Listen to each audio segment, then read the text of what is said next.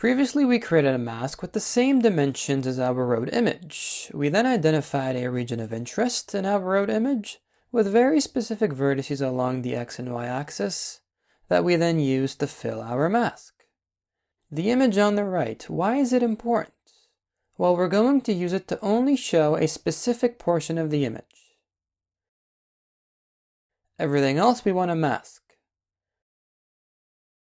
So to understand how we're going to use this image to mask our canny image, to only show the region of interest traced by the triangular polygon, you'll require a basic understanding of binary numbers.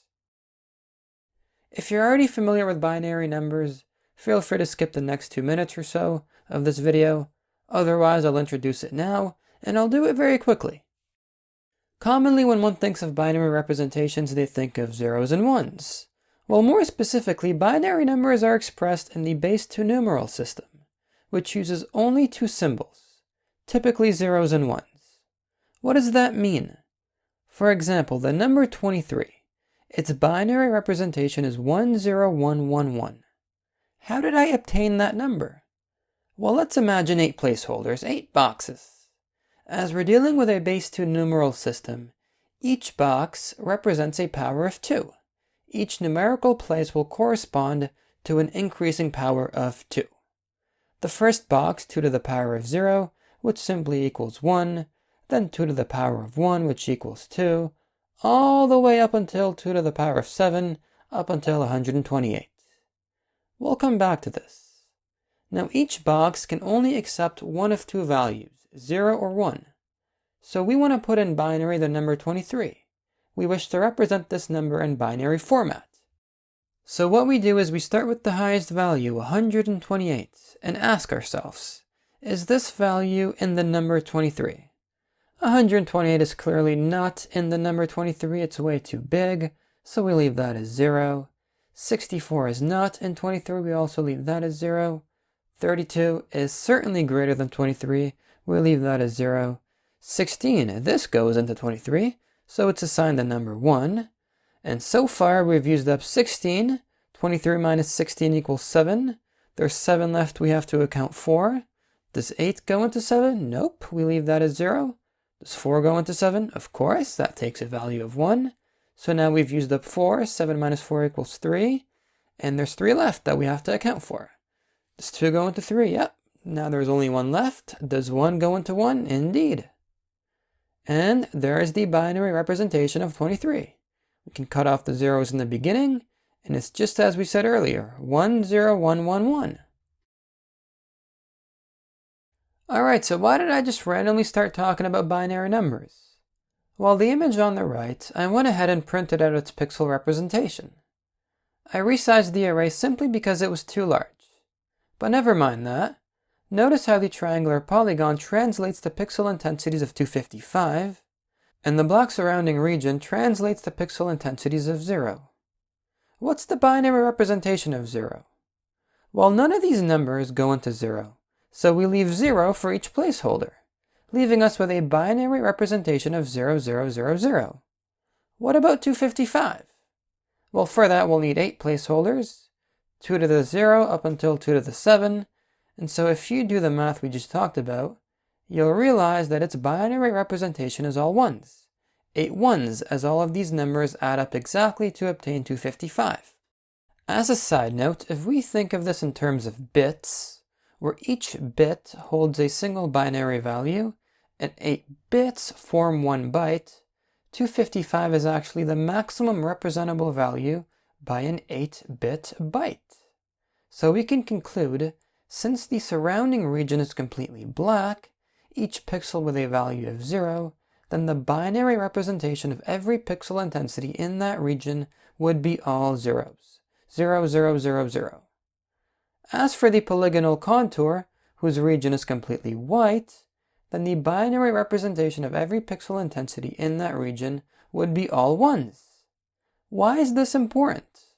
Well, we're going to apply this mask onto our canny image to ultimately only show the region of interest, the region traced by the polygonal contour. We do this by applying the bitwise AND operation between the two images. The bitwise AND operation occurs element-wise between the two images, between the two arrays of pixels. Now both of these images have the same array shape, and therefore the same dimensions, and the same amount of pixels. By applying the bitwise AND, since it occurs element-wise, then we're taking the bitwise AND of each homologous pixel in both arrays. And the way bitwise AND works is, let's imagine two binary numbers, 011001, which, if you do the math you saw earlier, you'll realize is the number 25, and 110010, which would be the number 50. This is a pretty standard example, but regardless, let's take their bitwise AND, and what AND will do is it puts a 0 unless both pairs are 1s. In the first pair, since one of these is 0, we put a 0. In the second one, both of them are 1s, so we put a 1. In this one of them is 0, so we put a 0, and we keep doing this until eventually the resultant AND operation would yield 010000. What if we took the bitwise AND of all zeros with any other value? Well, no matter what, during the operation, you're always going to have at least one 0, which means the result of the AND operation will yield all zeros, no matter what value we choose to operate against it. So going back to our two images, the black region whose pixels have intensity values which correspond to the binary number we just talked about, 0000, by taking the bitwise AND, by operating it against the pixel values in the corresponding region of the other array, the result is always going to be a binary value of 0000.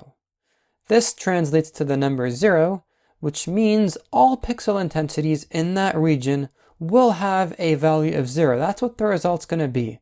They will be completely black, thereby masking the entire region. We know the operation occurs element-wise, so all the white pixels in this region of the array will be operated against the corresponding region of the other array. Well, this region will remain unaffected. Why, you might ask? Well, we already concluded that since the polygonal contour is completely white, then the binary representation of each pixel intensity in that region would be all 1s.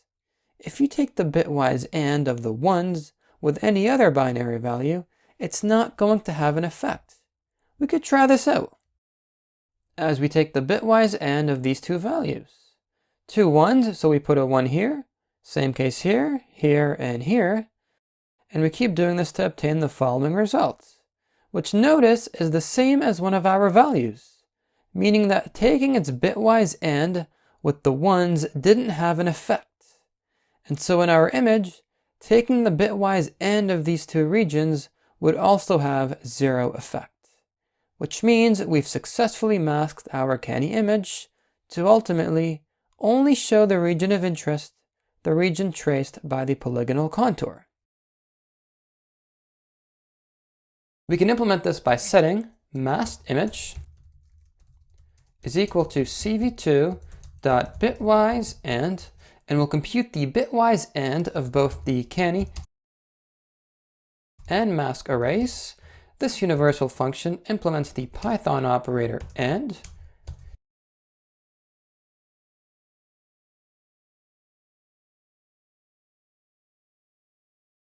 finally we'll return masked image, and we'll just set cropped image is equal to the return value of region of interest.